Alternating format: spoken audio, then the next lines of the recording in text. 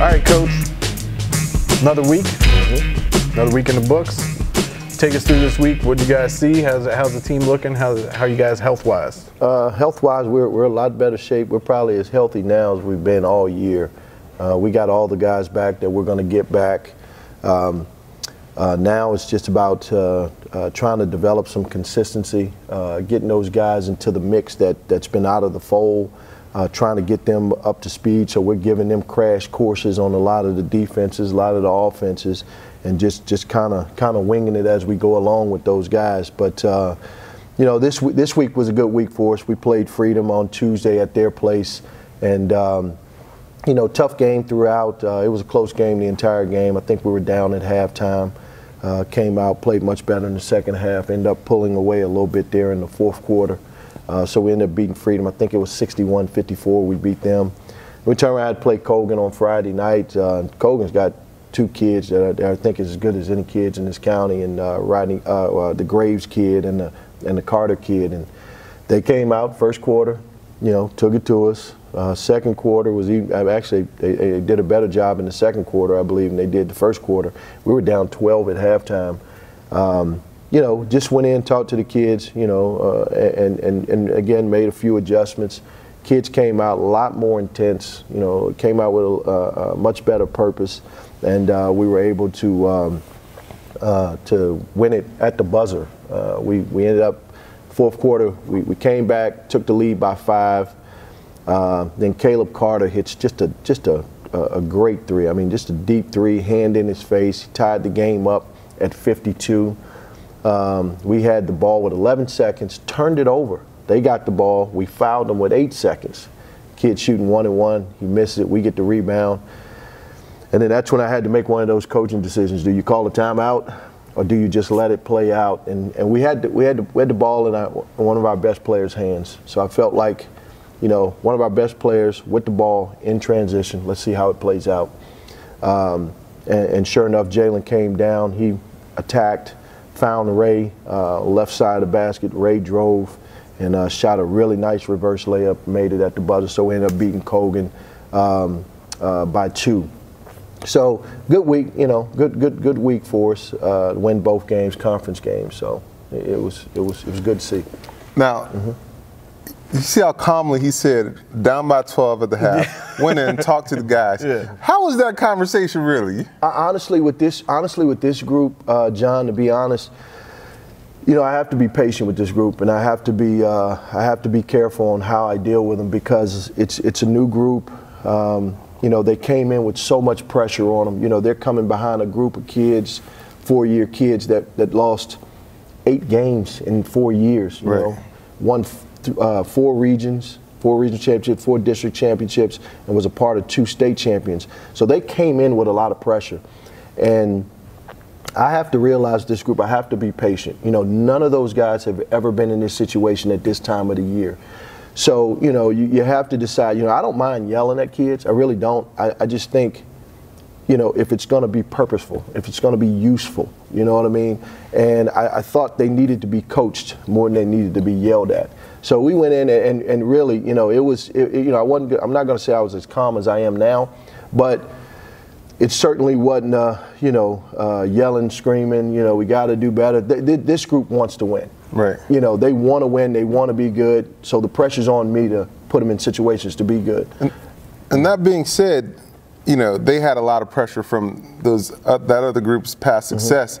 Is it a little less pressure for you going into it when you don't have all those kids? You know, they've graduated, now you have a new group. Is the pressure kind of off as a coach? Well, I don't know if it was pressure. It was with me, it was understanding the personnel I had. You know, I don't feel a pressure to win. I just want to win. I love winning. I'm a competitor. So, you know, pressure, I don't feel pressure to win, but what I realized quickly with this group, they felt pressure to win. You know, we lost that first home game to Osborne. That was like, we had a 55-game home winning streak. And I saw the effects. The fact that we lost that game at home hurt them more than losing the game itself. And then we turn around, we lost our first conference game to Garfield. We had a 36-game, we hadn't lost a conference game in 4 years. And so I had to realize, you know, and I told those guys just the other day, we had this conversation last week. I said, listen, regardless of what your record is right now, you're in first place in the conference. If you win a conference championship, nobody cares what your record is. And as a matter of fact, you've done exactly what the groups before you have done. So nobody cares. So right now, I'm just trying to find ways to take pressure off of them, right, and just let them go out and play freely. Because right now, we're not playing with very much consistency. You know, we have a theme going right now where our first half we're not playing well, and then we play really well in the second half. Yeah. We've got to find some consistency. You know, so hopefully taking the pressure off of them will help with that. All right, I got 2 questions. One. The fact that you were able to sit here and break down the situation in that game against Colgan, you've coached a lot of games, but anytime we talk about a game, you're able to pull out situations, the time, everything perfectly. Is it, after coaching so many games, how are you still able to pull out those situations from individual games? You know, it's actually insanity, to be honest. It really is. You know, as coaches, we're so meticulous, we're so competitive, and we're so driven for excellence that, you know, certain things are just burnt into your memory, you know, and we're so, you know, we're so detailed oriented that, you know, we try not to leave no stone unturned. And if you watch as much film as I watch, or if you study other teams as much as I study them, you know, it becomes embedded in your brain. I mean, I can tell you exactly about the Battlefield game that we played them in Christmas and we lost in overtime. It's just, you know, and the sad part is, here's the sad part about it. You tend to remember the losses more than the victories. You know, their state championship games, I can't tell you much about it other than we won. You know, I remember the kids and the staff more than I remember the game. But you lose a game, or you don't play well in the game, as a coach, you tend to remember that stuff because you try to avoid those situations. Right. You know what I mean? So you spend more time focusing on that than you do the wins. It's hard to believe, but we're going into the end of the regular season. What's the focus for the team? How important is it to finish the regular season strong? Well, it's really important for us because, you know, you don't want to go into the playoffs not playing your best basketball. This time of the year, you want to be playing your best right now. And that's what I talked about earlier in this segment, where we have to get some consistency. You know, we've got a group that can compete. You know, we've got a group that can have a special season. You know, but we've got to develop over the next week or so a level of consistency. You know, the great thing for us is we don't play on Tuesday. We have 1 regular season game left. We win that game, we're the regular season conference champions. So we've got 4 days to prepare. You know, we're gonna maximize that time. You know, we're gonna have a lot of practices over those 4 days that are gonna look like the first and second week of practice. Right. We're gonna get after it for 3 days. We're gonna get after it. And usually at this time of the year, your practices go from 2 hours to 1 hour, and you're just kind of going over things, making sure everybody knows what they're doing. Well, again, it goes back to understanding your personnel and where you are. Right now, we've got to develop some consistency. And what's happened to us, not to run on, but what's happened is because we've had to plug and play so many guys, and we've had to worry about other teams more than ourselves because of our personnel issues, that we lost our identity. We lost who we were. You know, we're a team, we're going to guard you as soon as you get off the bus. You know, we want to run up and down the floor. We want to take a shot first 6 to 8 seconds we get the ball. Right. But we stopped working on those things because we were plugging kids in. We have to get back to establishing our identity of a pressure basketball team, up-tempo style basketball team, because we have the personnel to do it now. John talked about you being calm, sitting here and talking about things. I asked you about being able to pick stuff out. How different are you and your demeanor on the court or with your teams than when you first started coaching? You know, believe it or not, I've probably gotten more and more calmer as the years have gone along. I've learned to trust our guys a lot more. You know, and you know, through talking to different coaches, you know, I've learned a lot. You know, for me, it's I like talking to other guys and picking their brains and learning and you know, like for example, you know, a coach told me, if you're going to give a shooter the right to shoot the ball, then you have to give him the right to miss it.